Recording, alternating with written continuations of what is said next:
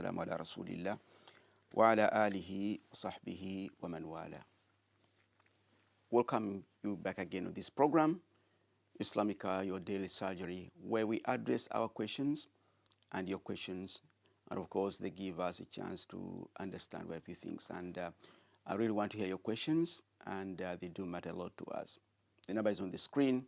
Feel free to pick up the phone and call that number. If you cannot, you can send your question via the WhatsApp number. Still the same number on the screen, and your question, inshallah, will be rallied to us here. Now,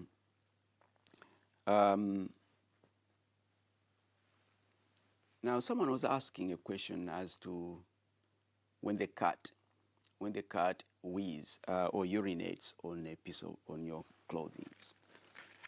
Does that invalidate? Does it invalidate purity or the tahara, tuhuriyat thob? Does it affect the validity of the cloth? Of course, the cat is not najis per se. Although it is part of those animals that we cannot eat. The cat and the dog and the rest of those animals within what we call the cat family, cats, dogs, wolves, leopards, lion, cheetah, puma, and all those animals, they all belong to the same family. They all have the same characteristics. They hunt with their claws and also with their teeth. Now, but some of them, we know they are najis in the way that if some specific parts of their body were to touch you, won't be allowed to eat them. But there are some animals that might appear to be within the category, but the majority of some of the scholars, they are not haram to eat. For example, a dhabi. Now, a dhabi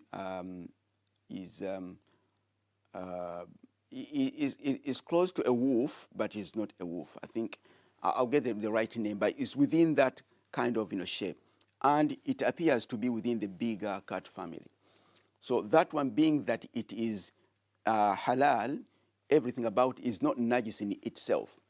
The dog is not, especially when its saliva, its tongue, and its nose, if it touches any part of your body, it leaves something that is impure, and is recommended that if it was your body or piece of cloth, make sure you cleanse it before you can attend your prayer, either in that cloth or yourself before you start to pray again.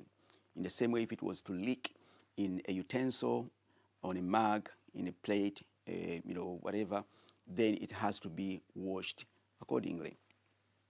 So that is as far as it is concerned. Now, when it comes to the cat urinating piece of cloth, it is not najis per se, but that piece of cloth needs to be washed. It needs to be washed because it is just similar like the urine of a person. The urine of a person is not najis, but it is impure in the sense that it is najis and needs to be washed away. Okay?